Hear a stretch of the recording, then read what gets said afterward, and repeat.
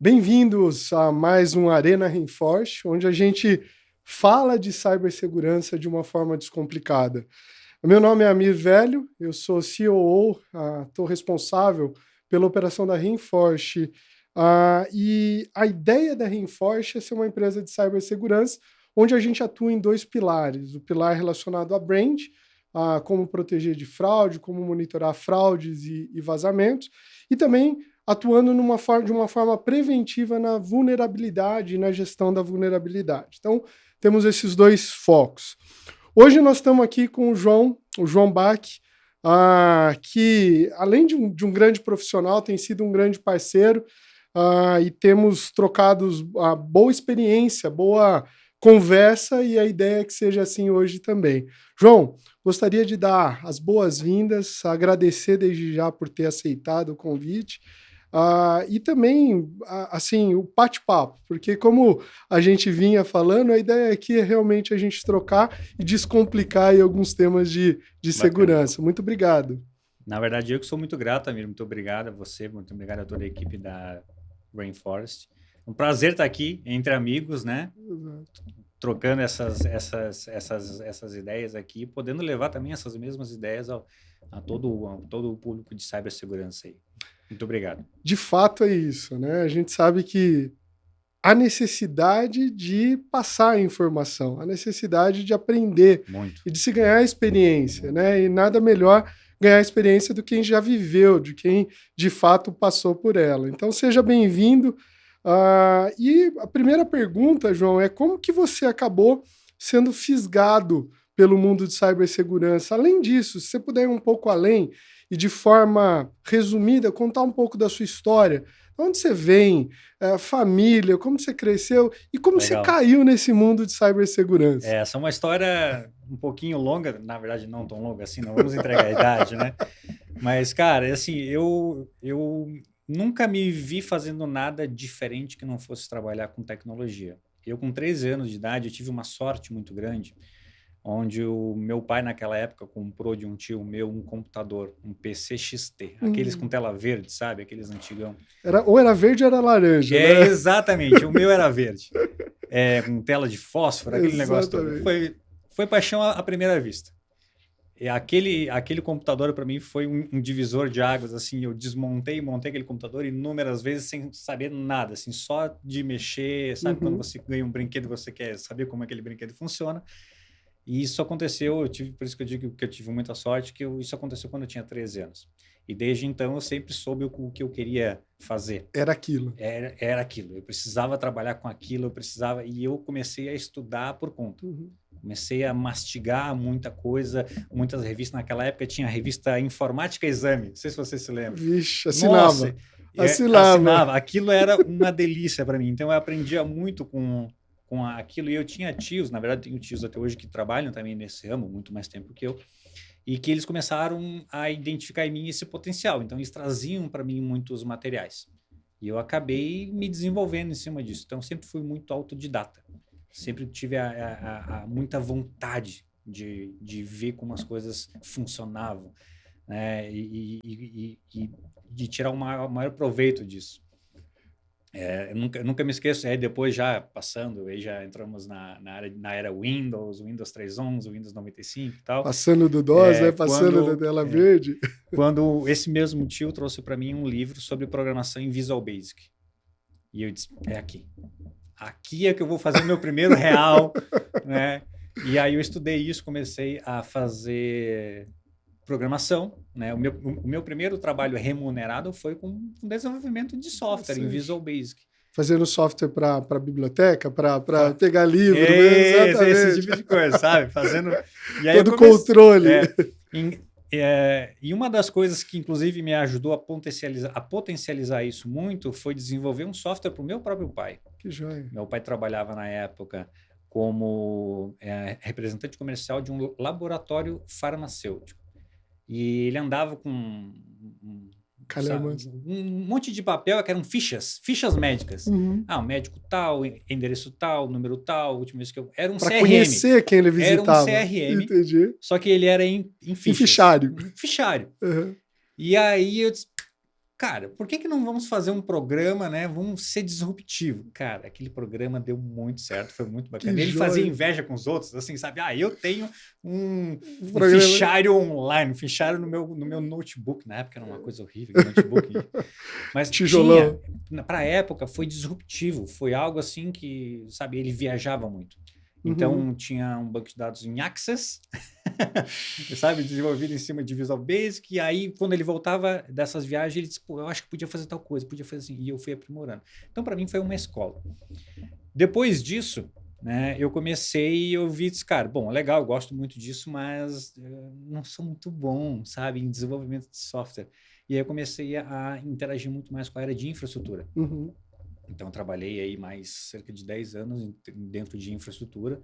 Participei de diversos projetos. Roteador, interligação, uma coisa mais hardcore, assim. Certo. Né? Comecei a atuar nisso. E aí, depois, em 2000 e... Eu casei de novo em 2007. 2007. Em 2007, eu recebi uma oportunidade para trabalhar numa empresa de serviços lá de Porto Alegre. Certo. Não sei se pode falar o nome das empresas. Por mim, pode falar. Posso falar? Se puder falar, fique à vontade. Eu comecei a trabalhar numa empresa chamada PBI. PBI. Ah, PBI. Perfeito. Nossa, foi muito bacana.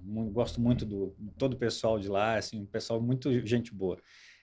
E aí eu comecei a trabalhar com segurança. E aí foi uma coisa muito bacana porque todo aquele conhecimento que eu já trouxe foi também utilizado dentro desse segmento. E o foco lá principal era atuar em cima de produtos de um fabricante. Sim. Então eu comecei a me especializar em cima disso. Estudar. Tudo voltado para segurança. E eu, como sempre fui um cara muito autodidata, eu mergulhava em cima daquilo, começava a desenvolver coisas novas, trazer novas ideias. Então, inclusive, eu falava com o próprio fabricante, cara, por que você não faz tal coisa? Por que não faz isso? E isso foi ajudando também a ter um feedback, não somente de implementações, não somente em projetos, mas de também aprimorar, porque eu sentia a dor do próprio cliente na época.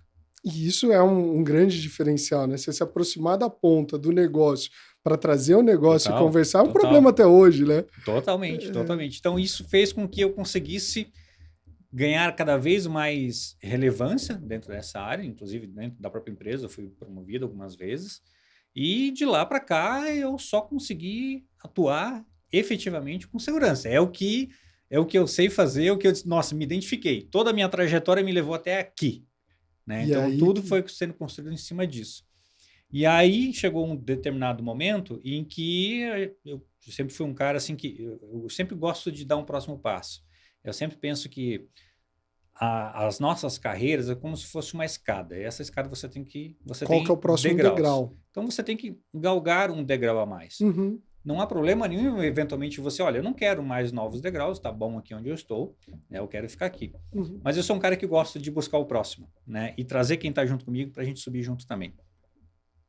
E aí eu comecei a ver que, bom, legal, segurança é o que eu gosto de fazer, é o que eu faço bem feito, né? Existe uma demanda absurda sobre esse tema, em diversos ramos de empresas, então vou começar a atuar em cima disso, só que eu vou focar em gestão. Então, aquela ideia da carreira Y, vou para a área técnica, eu vou para a gestão. Exatamente. A carreira Y, assim, quem entra em Y é como se fosse um gestor, mas sem pessoas. É um gestor de coisas, não é um gestor de pessoas. Né? E eu gosto de atuar junto com as pessoas. Perfeito. Então, eu não fui para a carreira Y, fui realmente para uma carreira mais tradicional em termos de gestão. Para poder justamente impulsionar o tema de segurança dentro das empresas. Perfeito. Então, assim, eu estive, por exemplo, numa grande empresa de varejo, foi saindo da PBI, eu fui para uma grande rede de varejo, onde a gente obteve a certificação do PCI. Que joia. Então, da proteção, cartão de crédito e o que isso envolve para poder ter um ambiente seguro, são várias exigências. E é incrível, porque assim, a cada passo que eu dei, começou a me abrir um leque de novos conhecimentos, né, um leque de novas oportunidades. Então, sempre fui, sabe, costurando coisas novas, trazendo coisas novas, entregando coisas novas dentro da atualidade, dentro daquilo que precisava ser feito. E aí até que chegou um determinado momento que eu vi, bom, legal, quais são as empresas que mais precisam de segurança? Quais são as empresas que mais se preocupam com isso? E eu identifiquei no mercado, e qualquer um pode fazer essa leitura, que o segmento financeiro é um segmento que investe muito pesado em cima disso. Não é à toa, né? Hoje A perda é latente, né? é algo assim, é algo que está muito próximo do negócio. Uhum. Não existe um banco hoje, não existe uma financeira que não tenha a palavra segurança, por exemplo, na sua missão ou na sua visão de negócio. Exatamente. Pega os top 10, top 50 bancos, você vai ver a palavra segurança lá, e não é à toa. Uhum. E realmente é um segmento de mercado que investe muito nisso. Então, se você vê os bancos, por que um banco investe muito? Porque faz parte do negócio dele. Não é um luxo. Atinge diretamente, né? É algo, assim, é fatal. Uhum. É fatal. Ainda mais agora, em 2023, estando agora em 2023, onde a gente fala de transações online 24/7 dentro de transações Pix. Então, assim, a velocidade em que os negócios acontecem é de uma maneira absurdamente rápida. E não para mais. Não existe as janelas que a gente tinha anteriormente. Agora é 24/7. E o tema segurança está intimamente relacionado. Então, a partir desse momento, quando eu fiz esse diagnóstico, vamos chamar assim, eu comecei a focar dentro desse segmento. Perfeito. E é o segmento em que eu estou atuando aí nos últimos 10 anos já. 10 anos. Foco no segmento financeiro. Foco dentro do segmento financeiro. Já passei por algumas casas. Em todas as casas em que eu passei agora, eram momentos de justamente fazer essa transformação. Uhum. Eles identificaram, nossa, é algo que a gente precisa fazer, não é algo supérfluo, não é algo satélite ao nosso negócio. Não, é o core. Faz parte do negócio. Então, a gente fez todo um processo de transformação. E esse processo de transformação não é somente dos processos de uma área de segurança ou da criação de uma própria área, mas é um processo de transformação, inclusive, das próprias pessoas que trabalham com segurança. Uhum. Até porque é todo mundo, né? Precisa haver uma contaminação geral da corporação. Sim. Com a ideia de que faz parte de segurança. Segurança, né? Não é só feito pelas pessoas que trabalham diretamente com segurança. Perfeito. Essas pessoas, por óbvio, têm uma responsabilidade maior de capitanear essas ações, Perfeito. Mas a responsabilidade de segurança é da empresa como um todo. Uhum. É de todos, absolutamente todos. Eu nunca me esqueço um caso, recente inclusive. Sabe aqueles famosos testes de phishing? Sim. Teste de phishing que, poxa... Campanhas, envio em massa. É muito bacana. Uma que eu fiz, que me lembro agora desse caso, era de restituição do imposto de renda.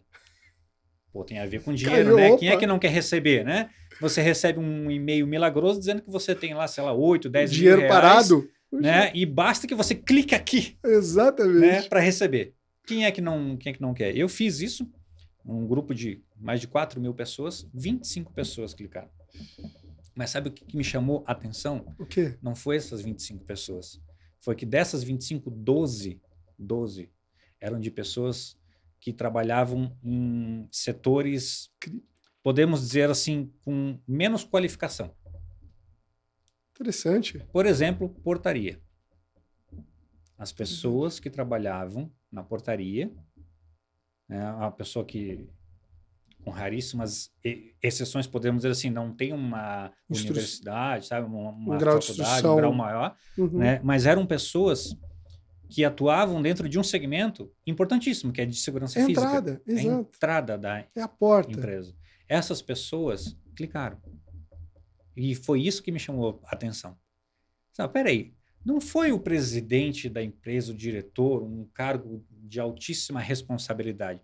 Foi uma pessoa que tem uma responsabilidade gigantesca também, sim, muito grande, muito relacionada à segurança física, mas que clicou num e-mail que poderia, a partir dali, ser um vetor de um ataque gigantesco. E poderia ser esse ataque não sendo cibernético. Sim. Imagina que essa mesma pessoa recebe um e-mail com instruções, olha, tal dia, tal hora, vai chegar um carro de cor tal, placa tal, e você pode deixar esse carro entrar. E se essa pessoa... E às vezes acha que veio do superior ou que veio do presidente, porque é fácil. Porque está o nome escrito ali, exato, né? Fulano, né? Exato. E você não vê lá, porque o que tá a pessoa por trás, não está instruída. E isso me ensinou muito de que realmente a gente precisa passar essa responsabilidade, passar essa mensagem para todos. A responsabilidade sobre segurança, em todos os aspectos, desde a segurança física, passando pela segurança digital, é de todos, faz parte de todos. Isso não é somente dentro do ambiente corporativo, mas no nosso ambiente pessoal, nas nossas famílias também. Exato. Entendeu? Então, isso mostrou para mim que, cara, a gente precisa fazer um trabalho em cima dessas pessoas para levar conhecimento para essas pessoas. Porque se a gente consegue conscientizar, usando o termo que popularmente a gente usa, né? Mas poderia ser levar informação, a gente consegue ensinar, passar uma mensagem para eles vão levar isso para a vida deles. E não possivelmente é vão repassar. Total. Ele vai chegar em casa e vai dizer, filhinho, olha só, não clique em tal coisa, sempre desconfie. Exato. Se você entende que chegou alguma coisa que é muito, muito milagroso ou que vai te tirar de uma cilada que você não sabia que você estava, ou seja, ela não existe, não clique. E aí vem, por exemplo, uma das coisas que é importantíssima, eu talvez vou usar 30 segundos para poder passar essa mensagem. Não existe um banco no Brasil, não existe um banco que peça para você clicar aqui, que peça a sua senha, que peça o seu cartão de volta, que vai mandar o motoboy para poder pegar o cartão. Não existe isso. Tá aí uma mensagem importante, porque isso pode mudar o dia a dia das pessoas, descomplica de fato. Vamos simplificar. A principal mensagem é essa, vou até falar para a câmera aqui. Pessoal, se você não solicitou, não clique, não faça. Simples assim. Não acredite em coisas que chegam por e-mail que você viu no TikTok. Isso não existe. Aquele remédio milagroso, aquele prêmio que você acabou de ganhar, não faz existe. E nós temos uma realidade de contexto no nosso país, e não somente no nosso país, mas é global, mas vamos tentar reduzir um pouco, apesar de que é grande. Sim.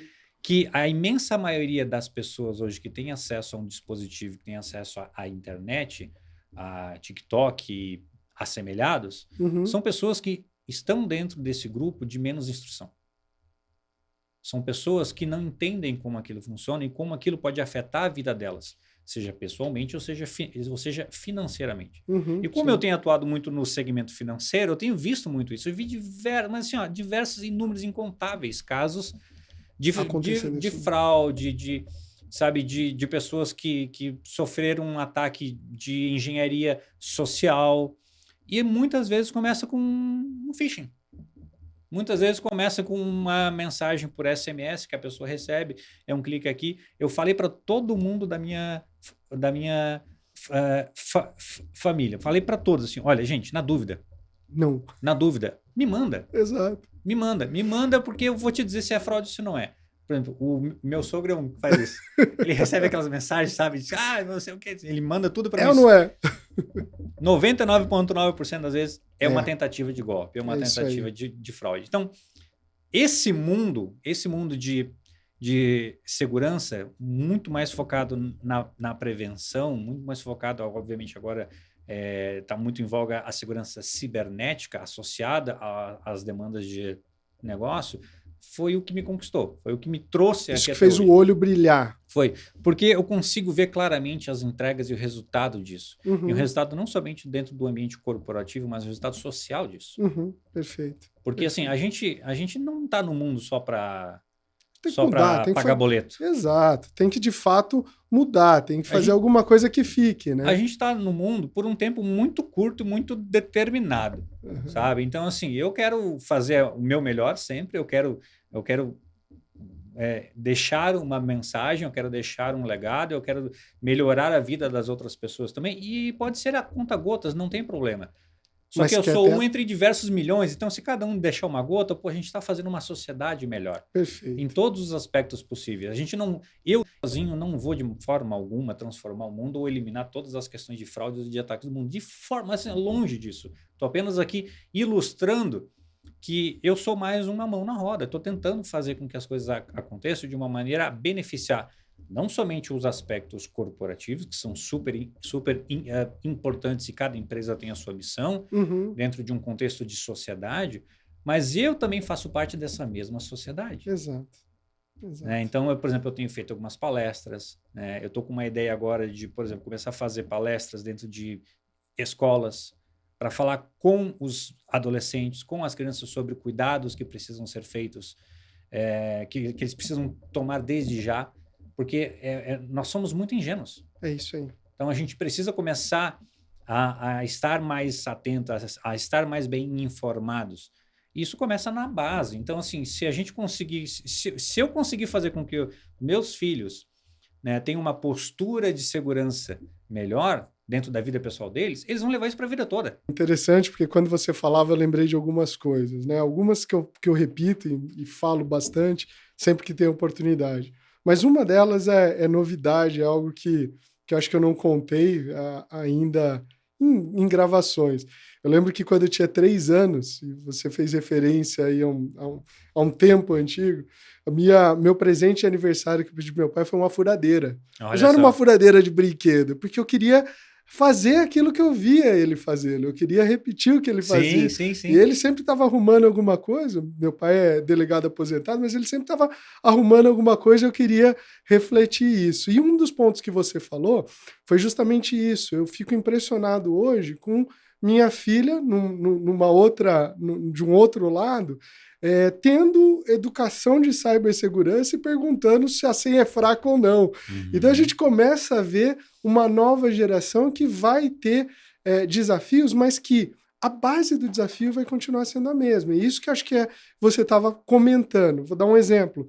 A gente sempre escutava, né, os pais falando, olha, cuidado quando a esmola é demais, o santo desconfia, cuidado com a bala que você pega, você não sabe o que é. É isso aí. São problemas que a gente tinha quando pequeno e que se repetem no mundo cyber. Completamente. O ponto é o mesmo. A associação, né? É a mesma. É a gente pode dizer que, de uma certa maneira, nós criamos um ambiente cibernético, né, que ele é um reflexo da nossa vida real. Exato. Sem um mundo cibernético. A gente criou, obviamente, que a tecnologia evoluiu absurdamente e está cada vez mais evoluindo em uma velocidade altíssima. E a gente acaba não tendo muito essa noção. Mas no mundo cibernético, o que a gente faz é refletir o nosso mundo real. Exatamente. Quer ver um exemplo? Mensagens instantâneas ou e-mails. Como é que a gente fazia antes de ter isso? A gente mandava carta. Né? Tinha o Telegram dos Correios, eu acho que tem até hoje. Não sei quem é que usa, mas tem até hoje. Né? E acho que alguns comunicados ainda são obrigatórios de... São, talvez por isso que ainda exista. Mas a gente fazia dessa forma. E a gente migrou. A gente passou a utilizar e-mails, passou a utilizar mensagens instantâneas. Mas isso é um reflexo daquilo que a gente tinha como necessidade antes, Exato. Só que a tecnologia potencializou isso exponencialmente. Então, como é que a gente fazia antes? Quando a gente recebia, por exemplo, nunca me esqueço quando era criança, recebi uma carta em casa, foi muito bom, inclusive, você ter falado isso, que me trouxe isso na minha memória, que chegou uma carta em casa de uma certa empresa e eu abri aquilo e saí correndo e dizia, mãe, a gente ganhou uma bolsa. Na minha cabeça era uma bolsa mesmo, né? E aí a minha mãe ali disse, não, é uma bolsa de estudos. Só que ainda assim era um clickbait, sabe? É o que a gente chama de clickbait. Então, assim, mas isso acontecia antes. Isso acontece hoje ainda. Então, por exemplo, um dos golpes mais famosos e que sempre tem gente que vai cair é a pizza grátis. Aí você manda um e-mail de ficha, até para o pessoal que quer fazer teste de ficha, vocês podem fazer isso. Faça um teste de pizza grátis. Entendeu? Vai cair muita gente, porque quem é que não quer uma pizza? Né? Então, assim, o mundo cibernético, ele reflete a nossa realidade, o nosso dia a dia. A gente só potencializou isso exponencialmente. A gente fez muita coisa. Né? Perfeito. E dentro desse aspecto, mudando um pouco de visão, ou falando dos mesmos problemas numa visão corporativa, a gente vive uma realidade de constante ameaça, seja individual, seja de forma familiar, seja de forma corporativa. Como que ocorre a visão de cibersegurança incorporada ao negócio hoje? Eu acho que você começou a falar um pouco sobre isso quando falou da questão de financeira, da questão do segmento financeiro, mas como que está entranhado cibersegurança hoje quando você conversa com líderes de empresa ou quando você conversa com o board para poder passar essa visão de ameaça e de como se proteger ou tratar dela? Bom, é um contexto bastante amplo, mas a gente pode segmentar isso por, vou ser repetitivo aqui, mas por segmentos de empresas. Uhum. Então, assim, tem empresas que sentem isso mais, tem empresas que sentem isso menos. Mas hoje em dia eu posso dizer que não há uma empresa no Brasil inteiro que emita uma nota fiscal que não deva ter preocupações com questões de segurança cibernética. Todo mundo que tem um celular na mão hoje tem que ter preocupação. Tem que ter pelo menos a mínima ciência do básico sobre comportamento seguro, aquilo que eu chamo de comportamento seguro. Perfeito. Então, tem empresas que sentem mais, tem empresas que sentem menos. Tem empresas que segurança cibernética é parte intrínseca ao negócio, por exemplo, as financeiras, os bancos, e tem outras que veem isso como um acessório, quase como que um luxo, ou podemos dizer assim, as pessoas brincam que é o mal necessário, mas não é o mal necessário. Na verdade, isso está ali para poder assegurar a continuidade e a disponibilidade do negócio. Se a gente olhar assim para literatura clássica, quais são os 3 pilares da segurança? Sim. Confidencialidade, integridade e disponibilidade. Então, assim, isso existe há décadas e vai continuar sendo assim. Então, quando a gente fala de confidencialidade, então você dentro de uma empresa, seja ela qual for, você gostaria que as suas informações, os seus dados fossem vazados, intencionalmente ou não, por exemplo, para a internet ou para um concorrente? Não, certamente a resposta vai ser não. Bom, legal, existem controles, existem mecanismos, medidas para a gente poder atuar em cima disso. Você gostaria que, por exemplo, os seus sistemas ficassem fora do ar? Prejuízo. Você não conseguisse emitir mais uma nota fiscal? Qual que é o prejuízo que você teria? Tem empresas que vão sentir mais, outras que vão sentir menos. Você gostaria que, por exemplo, o seu balanço fosse adulterado? Que pudesse, eventualmente, as suas informações dentro de um fluxo de processo de negócio pudesse sofrer uma interferência? Não. As perguntas acabam sendo retóricas. A gente sabe quais são as respostas. Sim. O problema é, mesmo a resposta sendo retórica, a gente já sabendo qual é essa resposta, isso não se reflete diretamente em aplicação de controles. Por quê? Porque para aplicar controles exige a alocação de recursos. Leia-se, gastar dinheiro. Não existe uma omelete sem quebrar os ovos. Exato. There's no free lunch. Exatamente. Não, isso não existe. Uma ilusão que existe no mercado é a palavra grátis. Grátis, exatamente. Nada é de graça. Absolutamente nada. Então, assim, não existe fazer proteção com planilha de Excel. Faz isso aí em uma planilha que é o que a gente consegue fazer agora.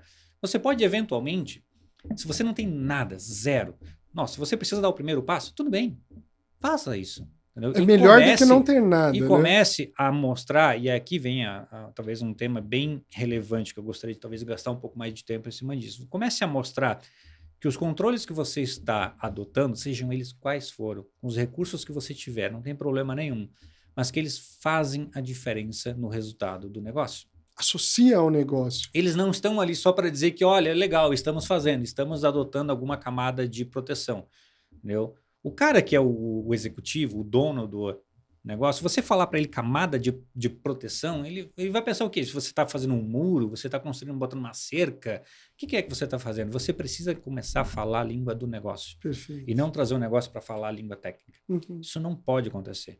E é algo que eu tenho visto ao longo dos últimos anos, e talvez estar atuando dentro de uma camada de gestão me ajudou muito a fazer isso, e principalmente compartilhar as nossas realidades com os outros pares e agregar conhecimento, isso é fundamental.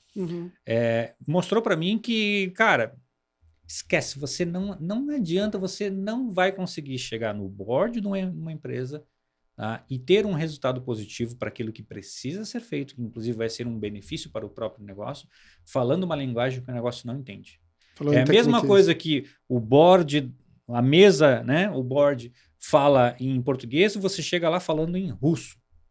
Eles não vão entender.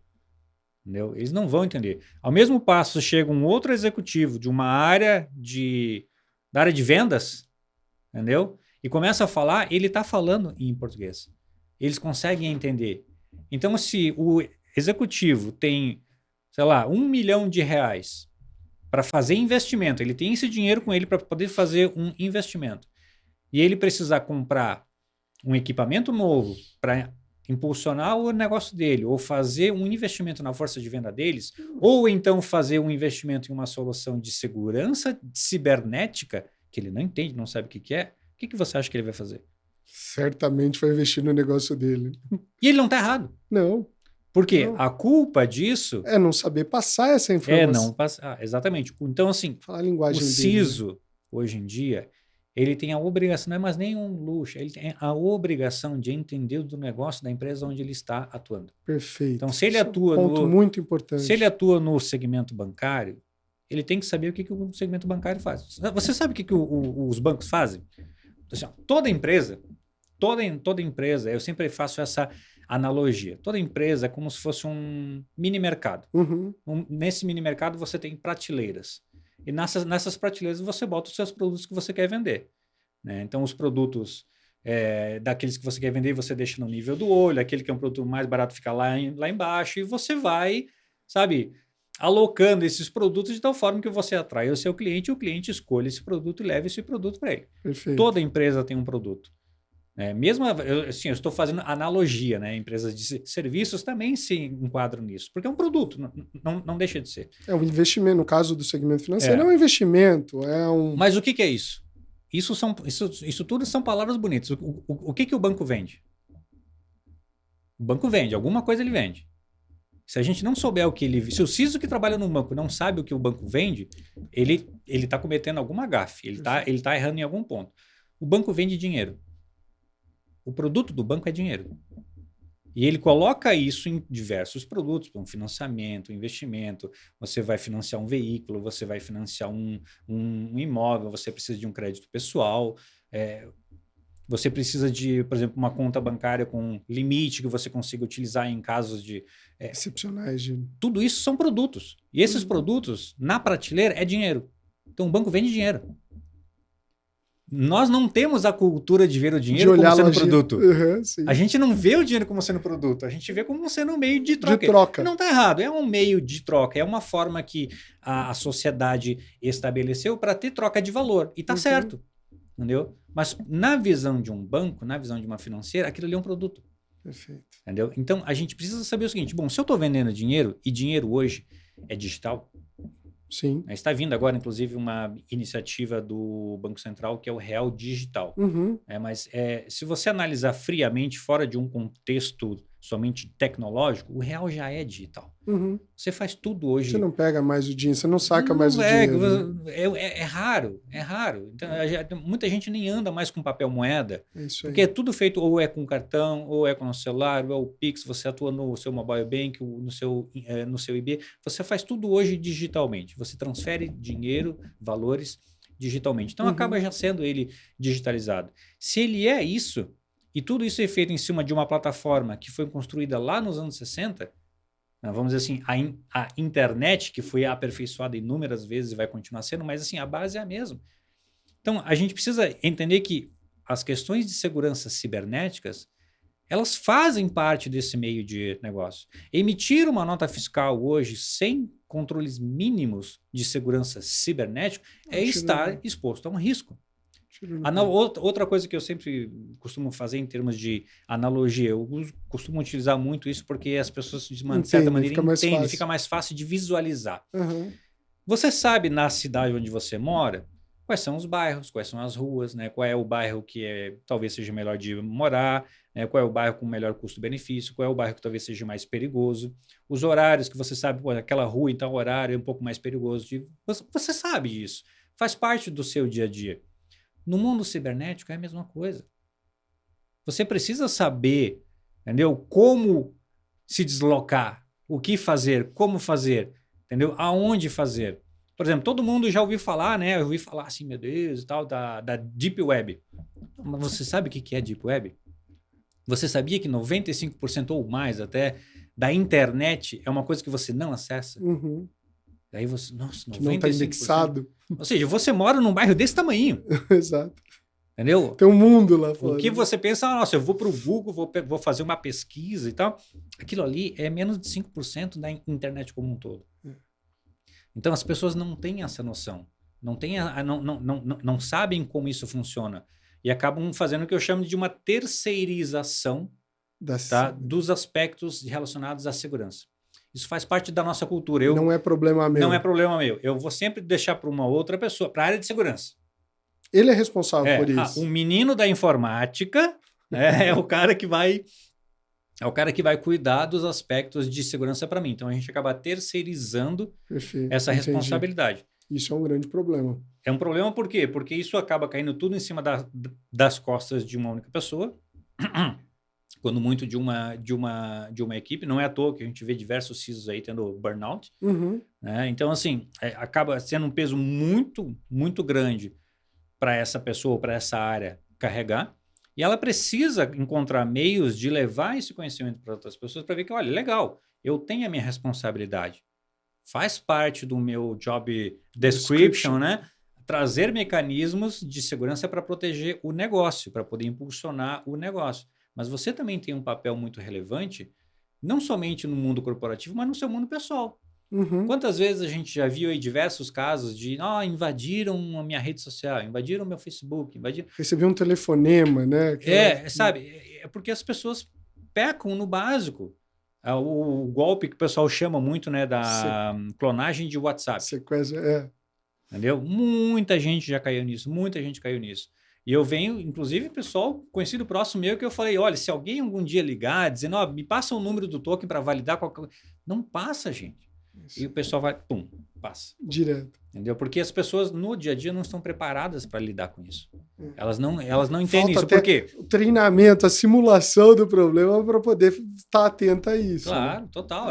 As pessoas elas não se dão conta disso. E, João, como fazer com que o CEO, o responsável ou o board olhe para isso? Na sua experiência de desafio, de estar dentro desse meio, quais foram exemplos, ou você elencaria aí algumas dicas de como mobilizar de fato o CEO ou o board para olhar e falar, opa, eu preciso dar atenção para a área de segurança? Bom, essa é uma excelente pergunta e não tem uma resposta pronta. Não é fácil, né? Tá, não. Fácil não é, né? Senão a gente fosse fácil, a gente ia vender coco na praia, exatamente. Sabe? Ou vender a miçanga na praia, que é outra história. E que também não é fácil, porque é só lá do Não existe almoço grátis, exatamente. Né? Então, tudo a gente precisa levar em conta que tem um contexto maior. Eu diria hoje que o board das empresas, ou vamos chamar assim, de uma maneira mais geral, o C-Level, é um grupo de pessoas que já está sensibilizado sobre questões de segurança cibernética. Perfeito. Com o tempo, a gente acabou meio que dividindo, né, segurança da informação com segurança cibernética. É óbvio que dentro das empresas isso acaba se misturando e faz parte vamos assim, da função de um CISO como um todo. Tem muitas questões regulatórias, né, compliance, agora com LGPD também, que aí envolve questões de privacidade. É um ecossistema. É um ecossistema. Um ótimo termo. É um ecossistema para poder suportar o negócio. Mas, em linhas gerais, o board das empresas já estão sensibilizados. Eles já estão falando sobre isso. Os conselhos das empresas já estão se dando conta de que, olha, existe uma coisa que a gente não está olhando. Só que a gente não entende disso. A gente não sabe como isso funciona. A gente não sabe se um bicho estranho. Bem ou eu não estou bem. Eu preciso fazer alguma coisa ou não. Eles não sabem. Porque eles não vieram desse mundo. E está tudo bem. E nós, como CISOs, a gente tem cada vez mais tentado galgar posições para conseguir sentar na mesa junto com eles. E aí um belo dia acontece. Um belo dia a gente chega na mesa junto com o CISO para apresentar questões sobre segurança cibernética. E você tem 5 minutos. Sim, muito. Você tem 5 minutos. E aí o cara chega lá e o cara começa a falar numa linguagem aquilo que a gente está falando antes, que eles não entendem. Ou seja, eles têm uma preocupação, eles olharam para dentro de casa e viram, opa, tem essa pessoa aqui, que é a pessoa que hoje está liderando essa área, que geralmente é uma pessoa que está abaixo do CIO. Então, assim, às vezes é o próprio CIO que acaba indo para tentar, lá. Entendeu? Mas na eventualidade de você conseguir chegar até lá, você chega lá e você não sabe se comunicar com eles. Então, a principal dica que eu dou para quem é CISO hoje, para quem quer se tornar um CISO, é que comece a falar cada vez mais a linguagem do negócio. Existem diversos cursos para isso, cursos de governança. Eu não estou falando curso de governança baseado numa ISO, estou falando de governança corporativa. Curso de conselheiros. Joia. É importantíssimo isso. E uma coisa que é muito bacana, inclusive, eu estou no meio de um curso agora, que final do ano termino ele. Eu estou fazendo a minha terceira pós agora. Joia. Só que a pós que eu estou fazendo não tem nada a ver com tecnologia. Eu optei por fazer uma pós focada no segmento de banking e finanças. Legal. Completamente fora do mundo de tecnologia. Eu estou fazendo uma cadeira agora de movimentos contábeis. Não tem nada a ver com a tecnologia, que acaba sendo a minha origem. Certo. Mas tem tudo a ver com o negócio, com o futuro. Tem tudo a ver com o que está vindo pela frente. E como você consegue aproximar segurança da linguagem. Exatamente. Porque vai te dar subsídio. Porque quando eu chego até a mesa do board e eu tenho 5 minutos, eles têm que conseguir me entender. E eu tenho 5 minutos, é um pitch de 5 minutos para poder convencê-los do que precisa ser feito. Uma das técnicas que eu gosto muito de usar e que tem dado muito certo, tá? Uhum. É o seguinte, eu gosto de resumir tudo a um número para responder uma pergunta. Uma pergunta, um número.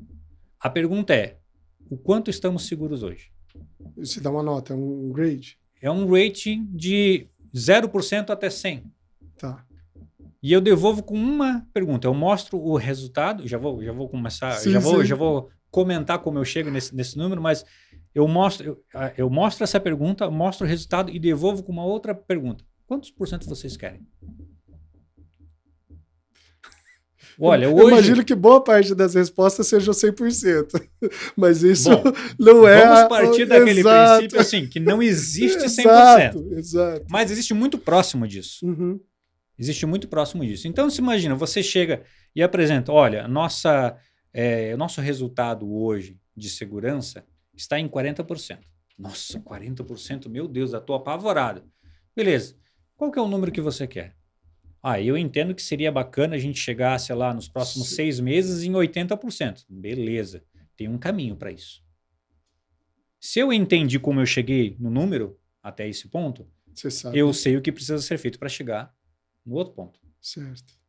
Então, se 40% não é um número bom, 80% seria um número mais razoável, e você está me dizendo que eu tenho 6 meses para chegar em 80%, então eu tenho essas ações.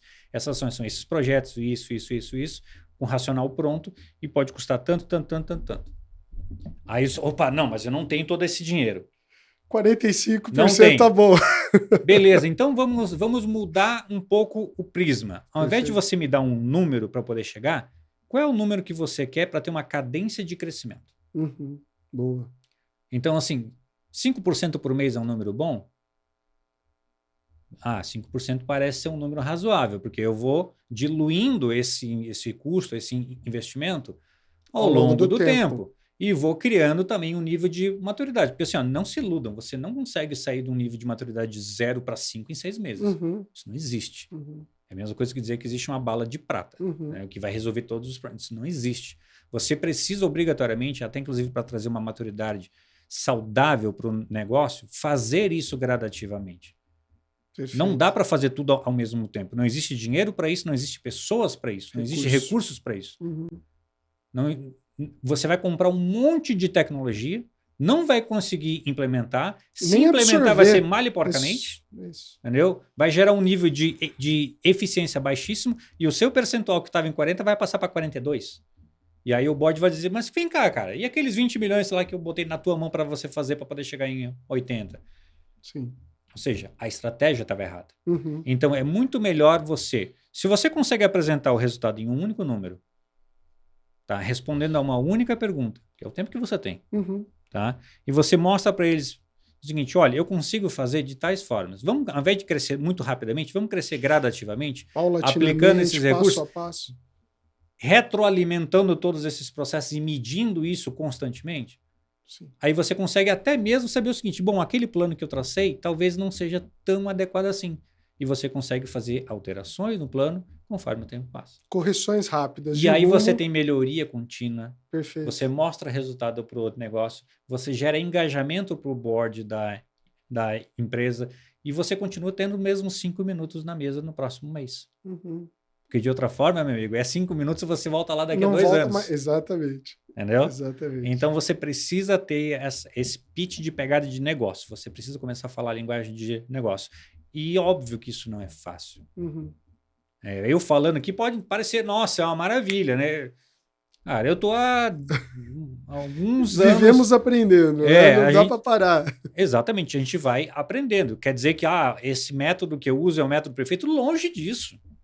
A gente vai aperfeiçoando isso gradativamente. A cada entrega que a gente faz, putz, será que a gente não poderia mudar um pouquinho aqui? Ajusta um pouquinho lá, ajusta um pouquinho aqui, entendeu? Vai realmente fazendo aquilo que importa. Perfeito. Tem uma coisa que, por exemplo, eu uso muito esse termo, que é um termo que ilustra também. Eu gosto muito de usar essas analogias. A área de segurança não pode fazer relatório para a gaveta ler. Uhum. Não pode. Se ela estiver fazendo isso, ela está jogando tempo do executivo, o dinheiro do executivo está jogando fora. Então, ela precisa fazer aquilo que realmente importa. Uhum. Deixa eu entrar um pouquinho nessa questão desse número. Sempre quando eu falo isso... Como chegar nesse número? Nossa, que bacana a ideia. Como é que eu chego nesse número? Exatamente. Como chegar nesse número? Uma vez, já há muito tempo atrás, eu fiz um curso de extensão na Unicinos, lá do Rio Grande do Sul, que era sobre indicadores executivos. É muito tempo isso. E nesse curso lá foi onde eu conheci a metodologia do BSC, que é o do Balance Scorecard. Uhum.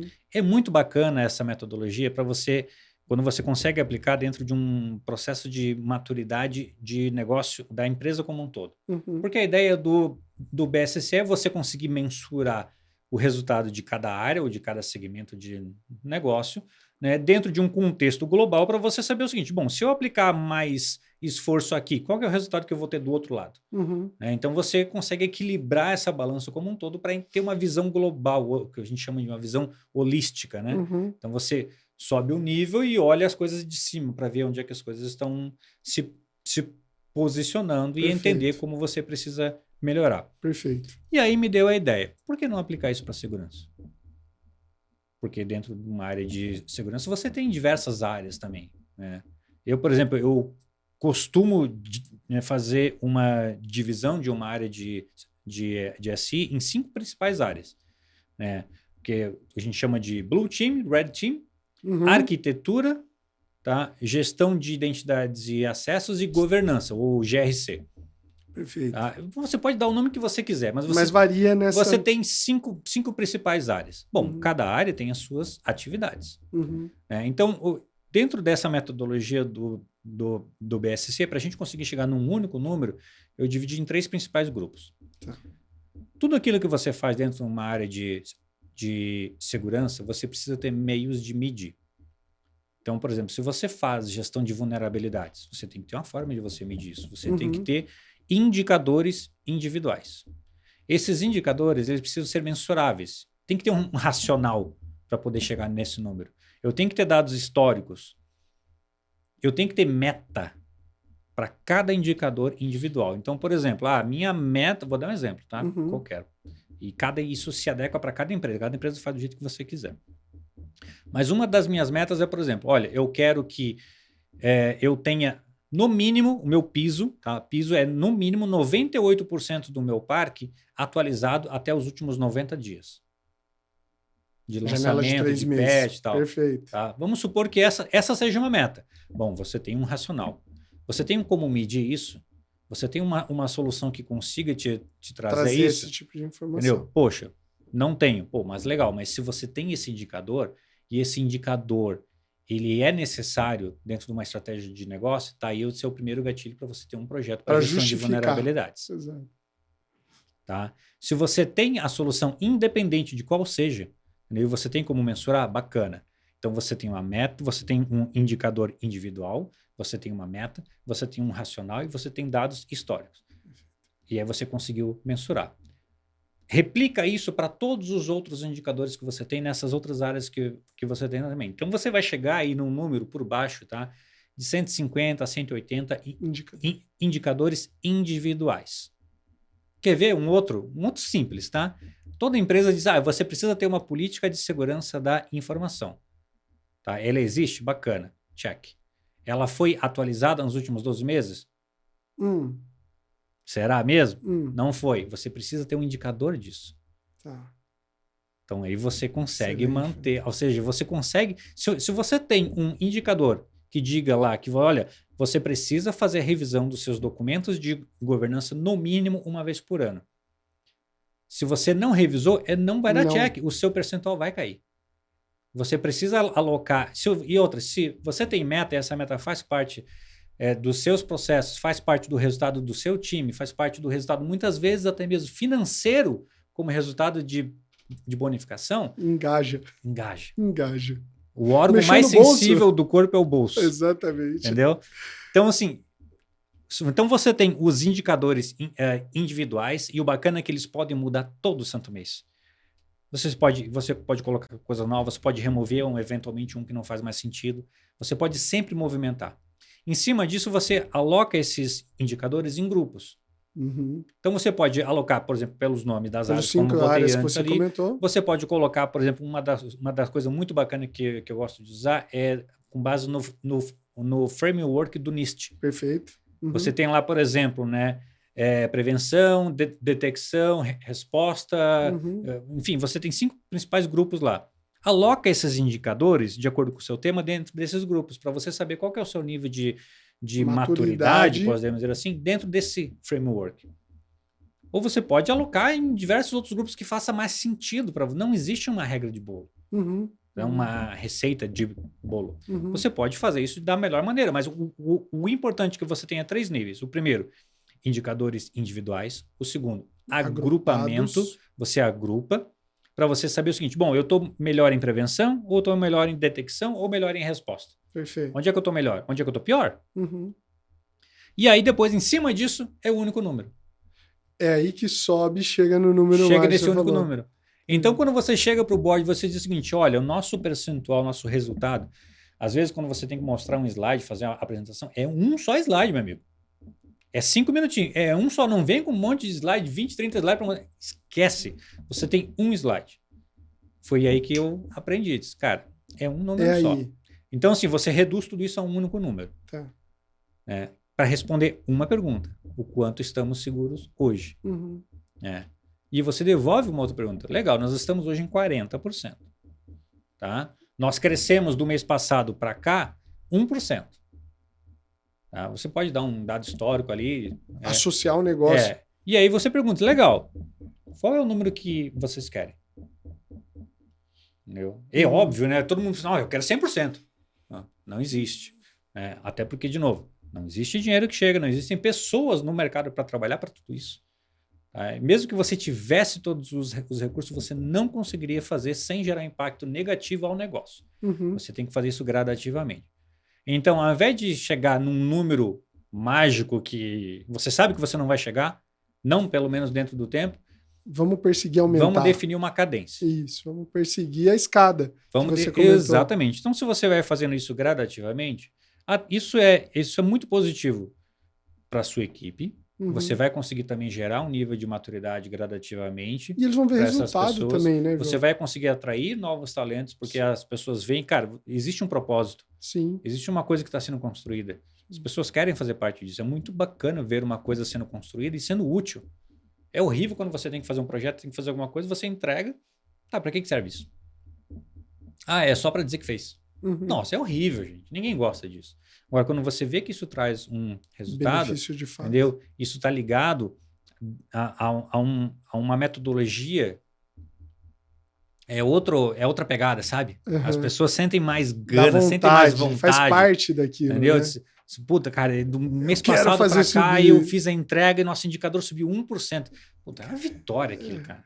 É uma vitória. E é mesmo. E tem que ser celebrada, né? Tem que ser celebrado. Cada passo desse, entendeu? Né? Então, isso gera esse engajamento e gera também uma mensagem muito positiva para os executivos. Perfeito. João, excelente. A gente esteve na RSA como Reinforce e eu sei que você também teve Estive lá. chance de estar lá. E o que foi falado lá que te chamou a atenção? Então, um dos temas que a gente pode abordar até na sequência é a questão da inteligência artificial. Mas fora a Verdade. inteligência artificial, que a gente viu em quase todas as apresentações, de abertura a fechamento, É né? verdade. Até com brincadeiras, entrou também a questão de computação quântica, fora a criptografia como base da RSA.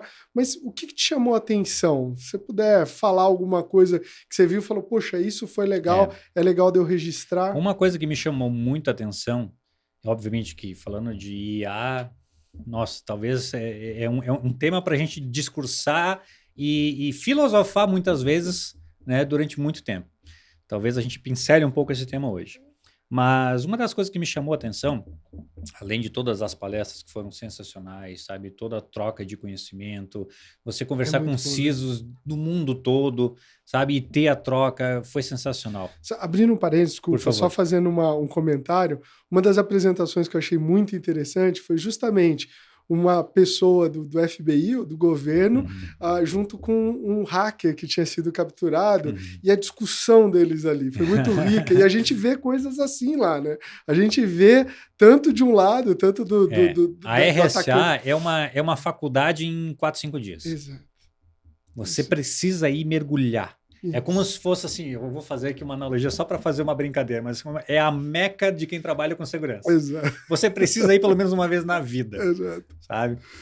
Abre, né? Abre, nossa, Mas você desculpa, volta de lá com uma outra mente. Eu não tenho dúvida nenhuma, você volta de lá com uma outra mente. Foi muito bacana. Mas, respondendo à sua pergunta, Uhum. uma das coisas que chamou muito a atenção não tem a ver com a troca de conhecimento em si, com as palestras que a gente viu, com os temas lá. Foi o número gigantesco de provedores e de tecnologia que existem e que a gente não conhece no Brasil. A gente não tem noção. Eu caminhei por aquela Pavilhões, aqueles nossa, pavilhões. eu gastei a sola do sapato lá e gastei muito meu inglês lá para conversar com muita gente para entender o seguinte, cara, o que você faz? E aí, puta, faço isso. Nossa, a gente precisa disso, muito bacana. Pô, me passa o seu contato porque a gente precisa conversar. Ó. E aí eu perguntava, você tem presença lá no Brasil? Eu disse, não tenho.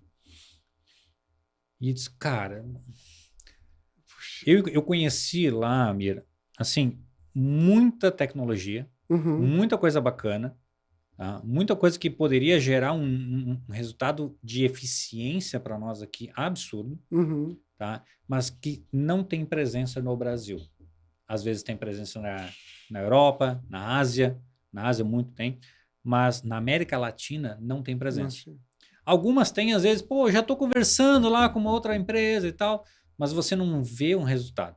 Então, Uhum. assim, eu acho que nós estamos, assim, literalmente correndo atrás.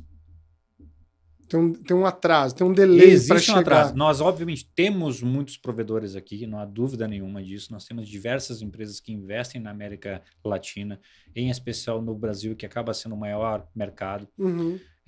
traz maior resultado. Mas existe muita coisa lá fora que já existe, que resolveria muitos dos nossos problemas de uma maneira muito rápida e eficiente e que a gente não Chega. consegue trazer para cá. Então, isso foi uma das coisas que me chamou a atenção, me trouxe uma certa preocupação também, porque, assim, é diferente quando você tem que ir para a luta com paus e pedras ou você vai armado realmente, né? Uhum. Então, assim, a gente ainda, para muita coisa, está lutando com paus e pedras. Uhum. Isso não quer dizer que a gente esteja, nossa, completamente defasado, completamente atrás. Não tá. Não tá. Uhum. A questão é que o leque de possibilidades, o É nosso muito leque grande. é menor. Uhum. Então a gente acaba. Você luta com as ferramentas que você tem. Mas esse foi um dos pontos que me chamou a atenção, Interessante. entendeu? De a gente ver assim, puta, existe já uma solução para isso. Existe uma ferramenta para isso. Né? De fato, é uma ferramenta para um problema que eu tenho e que ainda não tinha sido apresentada para mim Exatamente. lá. Esse foi um dos pontos que me chamou a atenção. Certo. E com relação nos 5 minutos ou numa abordagem rápida, Inteligência artificial. Eu acho que esse foi um tema lá. A gente esteve com o Longinos na última conversa, pudemos Sim. falar um pouco sobre isso também. Como que você vê o uso, como que você vê... A gente também teve chance um pouco de conversar sobre isso antes, João, mas como que você vê o uso de inteligência artificial aplicado à cybersecurity, aplicado à nossa área? Eu vou resumir tudo em uma única palavra, tá? Perfeito. Eficiência. Gostei dessa ideia do número e da palavra, então tá aí. Hoje existe todo vamos assim, um floreio em cima do tema de inteligência artificial. Tá no hype, é a moda. Tá todo mundo falando sobre isso, porque inteligência artificial, você consegue gerar um monte de conteúdo, consegue gerar vídeos, consegue gerar isso, consegue gerar aquilo e tal. Isso vai tirar emprego de muita gente. Gente, se você se dedicar um pouquinho para estudar sobre o tema, abrir o capô disso e ver o que tem lá dentro, ver como isso funciona, entendeu? Você vai ver, cara, não é nada disso.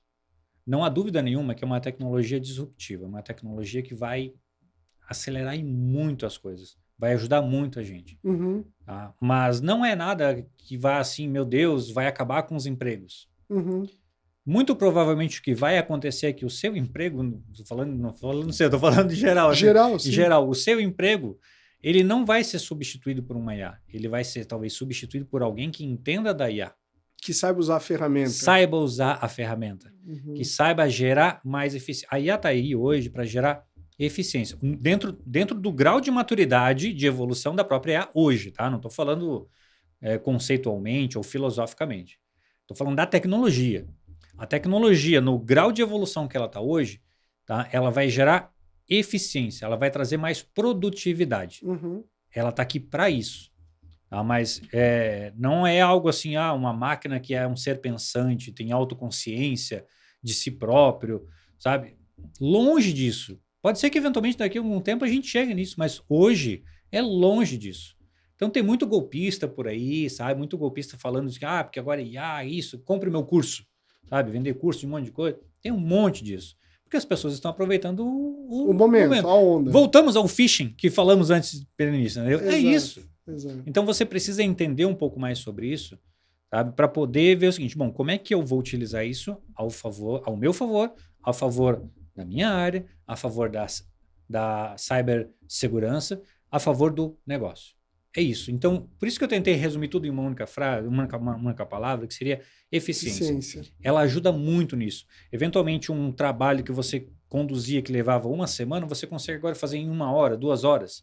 Mas você ainda tem aquela mesma uma semana. Então, quantas vezes você consegue reproduzir aquilo, utilizando uma IA para potencializar? Perfeito. Então, esse é o momento que a gente está hoje. Então, assim, não vão na onda, a dica que eu quero dar, assim, não vão na onda de que, meu Deus, a IA vai acabar com o mundo, a Skynet, sabe? Que vai brotar robôs por aí. Longe, nós estamos longe, assim, há décadas disso. Nós estamos numa fase agora de começar a conversar com a máquina em linguagem natural. É isso. O que mudou de 1 ano para cá é isso, que nós passamos a conversar com o computador utilizando uma linguagem natural. Tão somente isso. De fato, a base é uma base, em termos de teoria, é uma base matemática que existe há muito tempo. Sim. Eu lembro que eu cheguei quase no final do curso a fazer uma pós-graduação. É estatística, é trabalhar com isso. Mas eu acho que a questão da potencialização, do processamento e de como isso gerou, tem trazido experiências novas. E nisso gera a eficiência que você comentou. Né? É isso aí. Legal. E olhando para a cybersecurity, né, para a cibersegurança e inovação, como que você responde a aquelas pessoas que entendem que, às vezes, olham para a cibersegurança como a pedra no sapato da inovação? Como que isso comporta? Ou seja, como trabalhar com inovação e cibersegurança andando junto? Bom, se está acontecendo isso, é porque o CISO está agindo errado. Perfeito. Tá? Porque assim, a segurança nunca pode ser a pedra no sapato. Ela tem que ser a solução. Uma área de segurança, ela não pode ter como sempre uma resposta ou não. Você não pode fazer isso. Aí você vira a pedra no sapato. Aí você tem uma área de inovação que está lá justamente para fazer o quê? Inovar, trazer coisas novas, deixar de fazer o mesmo. E aí você é o freio de mão, você é o cara que diz não. E tem uma coisa que é uma verdade absoluta e serve para tudo, tá? Toda vez que você diz um não, imagina pro seu filho, tá? Uhum. Você fala um não. Toda vez que você diz um não para ele, ele vai ficar chateado. Ele diz, pô, podia ter feito e tal. Sabe o que ele vai tentar fazer? Ele vai tentar te dar um bypass. Ele vai tentar te contornar. Ele vai tentar fazer aquilo que ele queria fazer de uma forma que você não vai saber, uma forma que você não vai controlar. No mundo da cibersegurança, no mundo dos negócios corporativos atuais, digitais, em que a gente vive hoje, você não pode ser uma área que diga não. Você tem que ser uma área que vai encontrar a melhor forma possível de fazer aquilo que a área de inovação ou de tecnologia quer fazer com segurança. Perfeito. Você não tem que ser uma área que diz, não, você tem que ser um aliado. Isso você não pode fazer e vira as costas. Não, você tem que ser um aliado. Você tem que pensar o seguinte, pô, legal, você quer fazer isso, né? Bom, deixa eu pensar o seguinte, talvez a forma como você queira fazer agora não seja a melhor forma ou a forma mais segura. Mas se a gente fazer de uma outra forma, a gente vai conseguir fazer isso que você quer fazer. É função do CISO, é função de uma área de segurança encontrar alternativas. Você precisa encontrar alternativas para potencializar, para impulsionar o negócio. Você não pode ser o freio de mão, porque aí você vai ser sempre aquela pessoa que fica reclamando, que não consegue fazer nada, que o board não me ouve, o meu chefe não me ouve, blá, blá, blá, blá, blá, blá. Sempre. Você não pode ser esse cara. Você tem que ser o cara que, primeiro, entenda do seu negócio, tá? Que saiba qual que é a sua posição, o que você está fazendo ali. Você está ali para garantir que o negócio esteja funcionando dentro das premissas básicas de segurança. E todo produto, todo projeto, toda coisa nova que venha de tecnologia ou de inovação ou do próprio negócio, você está ali para impulsionar para que aquilo ali ocorra da maneira mais segura possível. Por isso que os caras ganham um não. Entendeu? Porque eles ficam dizendo o seguinte, não, isso aí você não pode fazer, não pode fazer, ou não tem pode aquela fazer. estrela de xerife, né? Acaba tomando uma postura muito mais Exato. arrogante. Gente, já foi esse tempo. É isso acabou aí. Esse tempo. Quem está fazendo isso ainda hoje, lamento dizer, mas assim... Está contados os dias. Os dias estão contados, porque você precisa pensar como o negócio pensa. E como é que você vai aplicar, como é que você vai trazer alternativas atuais. Por isso que, por exemplo, eu fui lá para RSA. Eu queria saber o que o mundo está falando, o que o mundo está fazendo. Quais são as alternativas que eu posso trazer, botar na mesa e identificar o seguinte, como é que, utilizando essa tecnologia, essa solução, essa ideia, como é que eu vou apresentar isso aqui, para o meu negócio aqui, e dar alternativas para o negócio para ele funcionar de uma maneira melhor. Essa que é a sacada. A gente precisa parar de ficar com esse negócio de ficar olhando só para o tech. Sabe aquela área de segurança que fica cuidando do antivírus? Pô, gente. Não dá, né? Não dá mais. Já foi, gente. Você precisa pensar o seguinte, como é que eu vou potencializar o meu negócio com segurança? Perfeito. E dentro disso, num outro extremo, como é a questão da criminalização do CISO, né? A gente vê alguns casos aí, caso do Uber, a gente vê algumas leis... Isso foi um caso importante. Lá fora acontecendo, ou seja, trazendo o CISO para o board, mas também trazendo o ownership, a responsabilidade legal para cima disso. Como que você vê essa dualidade ou isso se aplicando? Eu não sei se ainda é uma distância, se é uma realidade distante da gente. O Brasil é uma realidade distante ainda. Tá? Mas, como de praxe, a gente costuma copiar, né, o que ocorre dentro do mercado internacional e eu acredito que isso vai ser inevitável em termos de um modelo de governança Brasil. Mas isso nós hoje não temos ainda a maturidade ou até mesmo existem questões de legislação sobre isso, tá? Com raríssimas exceções, muito mais voltada para governo, em termos no termos de um contexto do negócio privado, nós não temos isso ainda hoje. Tá? Por exemplo, você vai para bancos, nos bancos existem os chamados diretores estatutários. Esses respondem no CPF. Isso. Tá? Ele responde no CPF dele. Então, se eventualmente acontecer... o banco, por exemplo, cometeu alguma fraude, aconteceu uma coisa gravíssima, o CPF daquela pessoa é responsabilizado. Né? Então, assim, isso não ocorre hoje para os CISOs. Né? O CISO hoje, ele acaba quando ele adota uma postura imparcial que traz muito mais responsabilidade para ele faz isso no osso do peito. Tá? Então ele faz isso assim porque é um cara que está indo para cima, um cara que engajou, um cara que está vendo, um cara que está atuando de uma certa forma, perto disso que eu estava falando aqui antes. Ele está trabalhando em prol do negócio. Mas, em última instância, ele só vai ser responsabilizado, talvez não só civilmente, mas criminalmente, se ele efetivamente utilizou da sua função para cometer um crime que beneficie o CPF dele. E não que é um problema para a instituição. Exatamente. Quando ocorre em termos de instituição, não hoje isso não existe hoje aqui no Brasil. Mas eu não duvido, eu diria que talvez seria muito salutar, tá? Que com o passar do tempo, com a vinda de novas práticas, com a vinda de novas gerações também, de novos modelos de governança, nós vamos passar a ter essa responsabilização. Mas hoje em dia isso não é uma realidade nossa. De fato, existem privilégios que trazem grande responsabilidade, Totalmente, né? Então acho que há essa ligação. Excelente, João. A gente falou, já caminhando para o final da nossa conversa. Mas já passou tão rápido. Passou rápido. Mas a gente falou e tivemos aqui, como eu comentei, da última vez com o Longinos Timochenko. Grande fera. E foi um papo também muito gostoso, uma troca de experiência muito jóia, pudemos ouvir e aprender bastante com a história dele.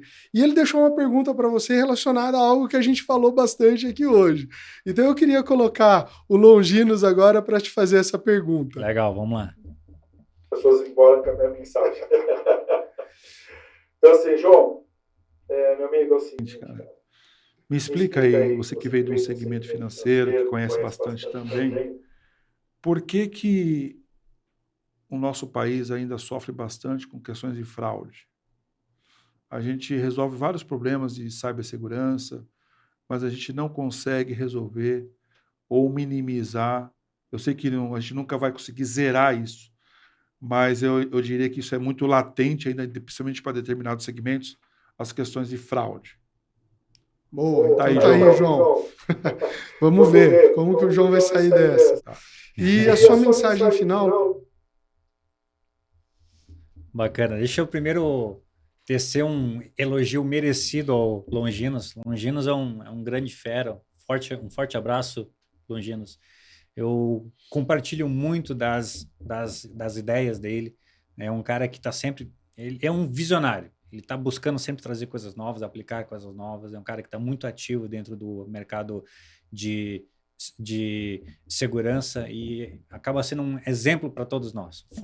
Um forte abraço e obrigado pela sua pergunta. E até fazendo uma propaganda, quem não teve chance de visualizar, volta no nosso canal, procura aí, porque um dos pontos que ele falou foi justamente isso que você comentou, de ser visionário, de estar olhando para o que vai acontecer à frente. Eu não estou olhando só para o momento, mas o que vai acontecer depois, que tem muito a ver do que a gente falou aqui de inteligência artificial. Muito a ver. Mas desculpa, vamos lá. Não, imagina. Bom, a pergunta dele tem muito a ver com uma das bandeiras que eu tenho carregado muito dentro do segmento financeiro, tá? Quando a gente fala de fraudes transacionais, vamos dizer assim, dentro do segmento financeiro, isso se reflete muito no cliente final. Então, o cliente final ainda é vítima de golpes de engenharia social, de phishing, de smishing, que é por SMS. Então, são diversos vetores, diversos canais que são utilizados para poder iludir, né, ou induzir o cliente a executar uma ação, e essa ação eventualmente vai se tornar na execução de uma transação financeira que a gente classifica como sendo uma fraude. Existem, obviamente, pouquíssimos casos, mas existe da que a gente chama de autofraude, né? Então a pessoa realmente está ali querendo cometer a fraude. Mas, via de regra, tá? 99,9% dos casos são casos em que a pessoa, o cliente de um determinado banco, foi vítima de uma ação que resultou na execução de uma transação. E, obviamente, os bancos, não é à toa isso, eles investem muito pesado em segurança, seja ela cibernética ou seja ela transacional também, tá? Para poder garantir o máximo possível, porque não existe 100%, mas garantir o máximo possível de que a tecnologia está fazendo o papel dela. Perfeito. Mas ainda existe aquilo que a gente popularmente acaba chamando do elo fraco, que é a própria pessoa em si. Né? Então, cada vez mais a gente tem visto o seguinte. Olha, eu vou usar dizer aqui, tá? Nos últimos 10 anos, você não ouviu notícias de que um banco foi atacado e uma transação foi executada por causa de um ataque ao banco. Você não vê isso. É no elo mais fraco. Você não vê. Porque o criminoso, e ele não é sozinho, é uma organização criminosa, ele está focado naquilo que ele consegue ter um ganho. Uhum.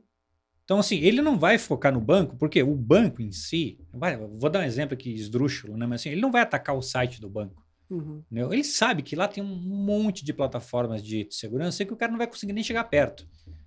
Mas ele sabe que o banco tem clientes e que a pessoa é suscetível a um ataque de engenharia social. Uhum. A pessoa é suscetível a executar uma ação, tá, com base em instruções que gerem a fraude. A pessoa é suscetível a baixar um aplicativo, porque é um aplicativo que vai mudar a cor do WhatsApp. E as pessoas caem nesse golpe. Isso não existe, mas as pessoas baixam. Uhum. E nós estamos falando de um mundo financeiro que nos últimos 3 anos nós tivemos uma bancarização de mais de 50 milhões de pessoas só no Brasil. Até pela Em 3 facilidade. anos. Então são 50 milhões de pessoas a mais dentro do sistema financeiro que até ontem, podemos dizer assim, eram transparentes. É uma pessoa que... Isso, inclusive, se reflete na diminuição do trânsito de papel moeda no mercado, Uhum, porque as pessoas sim. estão se digitalizando. Então, assim, são 50 milhões a mais de pessoas. E essas pessoas geralmente são, em termos gerais, né, são pessoas com menos instrução, são pessoas mais carentes, são pessoas que não têm esse conhecimento e que acabam sendo vítimas. Então, os atacantes, eles se focaram onde? No elo mais fraco, Uhum. nas pessoas. E como a superfície de ataque É cresceu, maior? é mais fácil. Você dá um tiro, você acerta 10, 15. Perfeito. Entendeu? E antes não. Então, por isso que, assim, os bancos têm feito muito investimento em segurança, sim. Muito relacionado à segurança cibernética. Muito relacionado em garantir que a transação seja feita de uma maneira segura.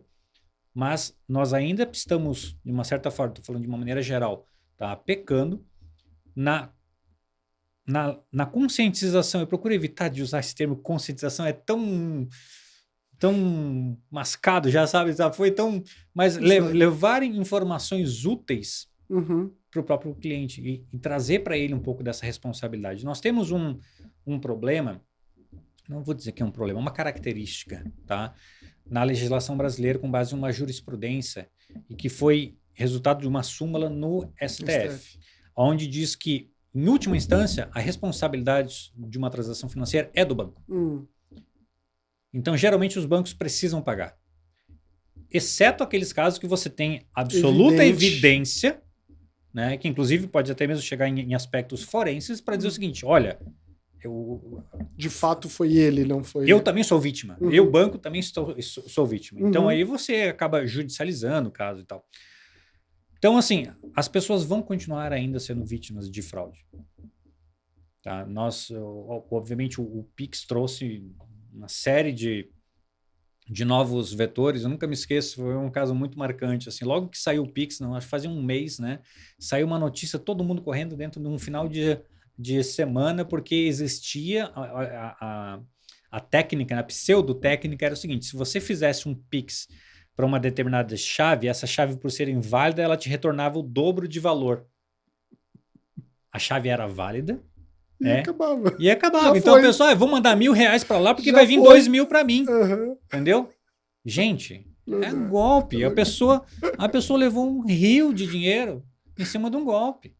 Então, assim, as pessoas, por não conhecer, o desconhecimento é que gera basicamente a fraude. Quando você desconhece, gera fraude. Os bancos têm feito muitos investimentos nisso. Tem uma coisa muito bacana que eu descobri, foi no final do ano passado para isso.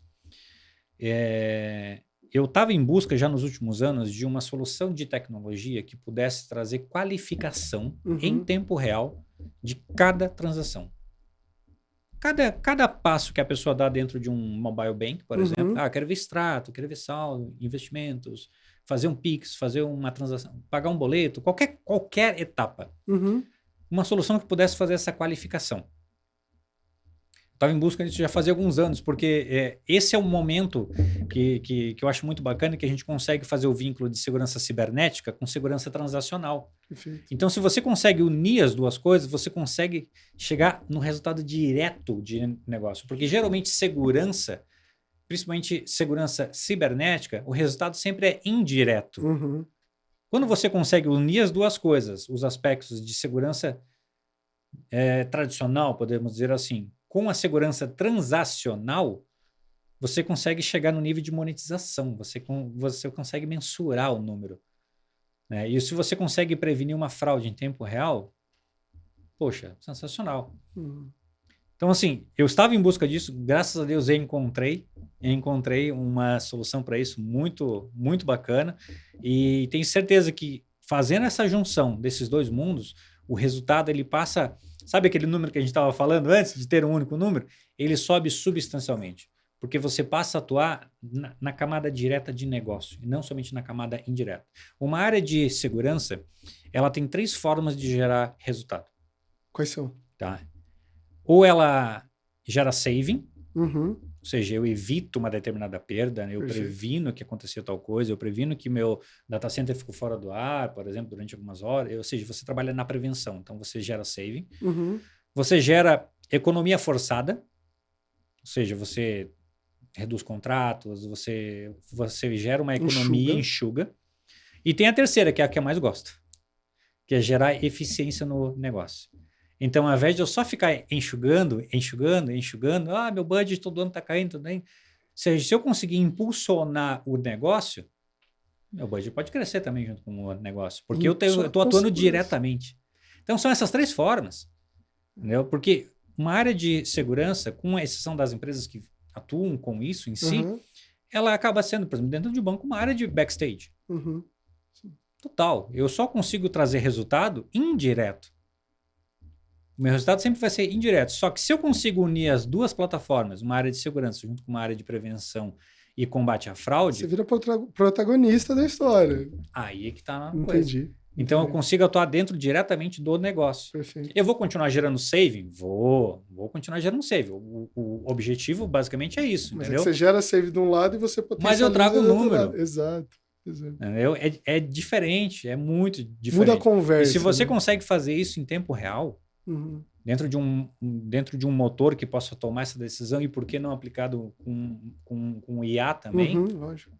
Você está dentro dos melhores do mundo. Então, assim, o segmento financeiro, eu sei que a minha resposta para o Longinos está tomando um pouco de tempo, mas assim, é preciso contextualizar. Senão a gente acha que existe uma bala de prata, e ela não existe. A gente precisa contornar, a gente precisa aplicar camadas. A gente precisa pensar que dentro do segmento financeiro, lembrando que os bancos vendem o quê? Vendem dinheiro. Então, se a pessoa está transacionando dinheiro, ela pode fazer isso 24/7 através, por exemplo, de um Pix. Eu preciso aplicar camadas de segurança em 24/7. Eu preciso atuar em 24/7 também. E você não faz isso somente com pessoas. Não tenhamos a ilusão que eu vou plugar isso dentro de um SOC. E eu imagino que daí entra uma questão de comportamento também, de análise de comportamento.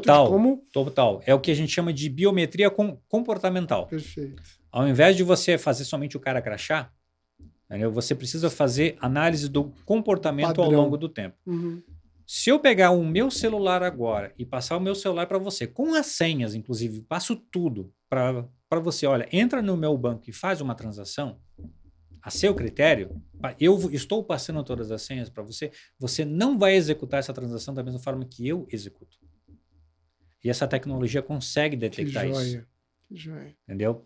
A forma como você segura o celular, a velocidade do clique, digita, a grossura do clique, a grossura do dedo na tela, entendeu? A velocidade de digitação, se você usa o indicador ou os polegares, se você é destro ou se você é canhoto. Ou seja, são os fingerprints digitais que você tem ali para poder... Isso. E aí, com isso, você vai definindo um perfil comportamental único, individual. Esse perfil é do Amir, esse perfil é do João. Então, mesmo que eventualmente o dispositivo, por exemplo, nós temos muito caso aqui em São Paulo, lá na Paulista, por exemplo, de furto de celular, né? Ocorre isso em qualquer lugar do mundo, mas, enfim, só para citar um exemplo, a gente com isso, a gente consegue minimizar o risco, do impacto financeiro ao cliente. Uhum. Porque sempre é o impacto. Sempre é, mas os bancos vão ter que me pagar. Cara, é o impacto para todo mundo. É ruim para todo mundo. Vai dar Entendeu? dor de cabeça, vai dar A gente perda de precisa tempo ter pros meios. dois lados. Então, assim, como os bancos são responsáveis, Uhum. eles estão cada vez mais aplicando esforços dentro disso para poder trazer realmente uma segurança para o negócio. Entendeu? Uma segurança que envolva o cliente também. Mas não existe uma ação única. É um conjunto de ações, um conjunto de mecanismos que vão fortalecendo esse ecossistema e vão trazendo o cliente, vão trazendo a pessoa física, individual, para o jogo também. Perfeito. João, caminhando para o final e agora fazendo o processo inverso aí, a gente estará na próxima conversa com a convidada que é a Marta Helena. A Marta Helena é da área de seguridade, né, do segmento de seguro, aplicada a essa área de cibersegurança. E é algo muito importante até para manter o negócio e para dar base para que o trabalho seja executado hoje no caso de um sinistro. Eu queria que você deixasse uma pergunta para ela, da mesma forma que o Longinos deixou para você, claro. Por favor. Vamos lá.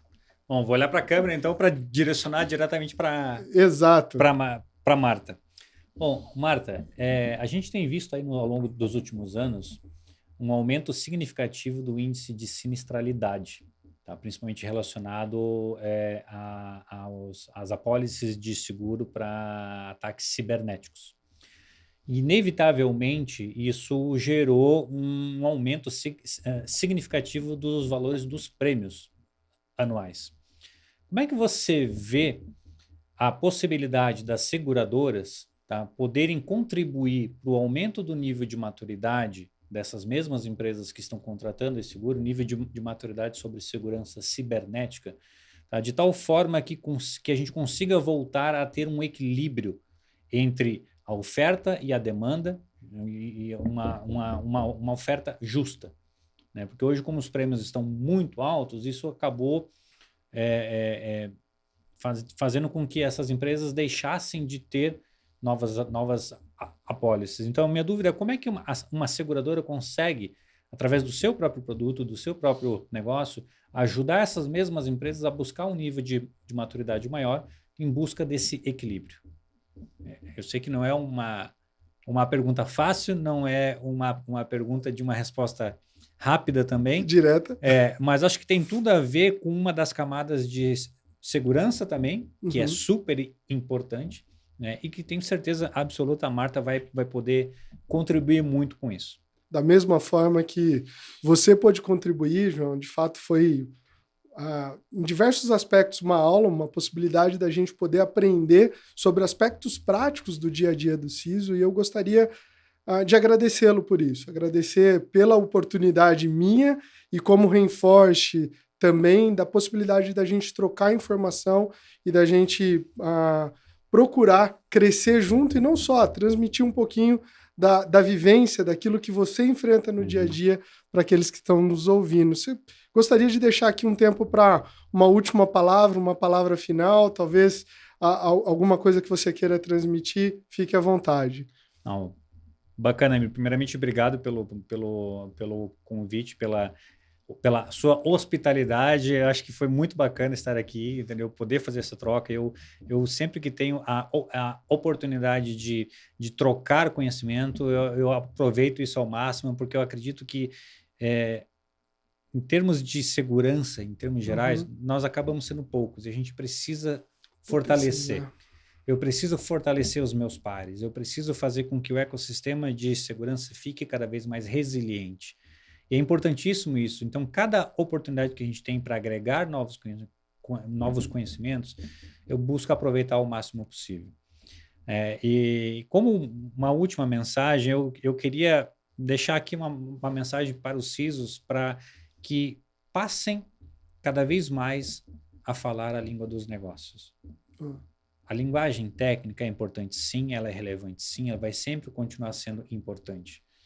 Mas a gente somente vai conseguir crescer substancialmente e conseguir atingir os objetivos de negócio das nossas próprias empresas se nós, como os líderes dessas importantes áreas, conseguirmos cada vez mais falar a linguagem dos negócios. Perfeito. E a gente não vai fazer isso carregando uma ISO 27000 embaixo do braço. Nós precisamos cada vez mais buscar novas especializações, novos conhecimentos que possam agregar substancialmente aos nossos resultados. Então, essa mensagem que eu queria passar. Não existe uma receita única, não existe uma bala de prata, como a gente costuma falar, mas é importante que um pequeno passo seja dado. A partir do momento que a gente dá esse pequeno passo, a gente vai dando outros, até o momento que a gente consegue ter um ritmo grande de crescimento. Inclusive, isso vai ajudar muito a atrair novos talentos. Hoje nós temos um gap muito grande da falta de profissionais, e eu acho que a gente precisa cada vez mais atrair novos talentos e ver, olha, cara, vem junto comigo, a gente vai construir uma coisa bacana. Excelente. E eleva a barra, né? Eleva a barra como um Exatamente. todo, aumentando a segurança. Exatamente. João, muito obrigado. Obrigado mesmo por esse tempo. Foi ótimo. E você que nos acompanha, não só no Arena Reinforce, acompanhe também no LinkedIn, no nosso site, onde a gente tem mais informação sobre a nossa empresa e também sobre diversos assuntos relacionados à segurança e como descomplicar o assunto, como descomplicar a conversa e falar a linguagem do negócio. Eu fico por aqui e nos vemos no próximo Arena Reinforce.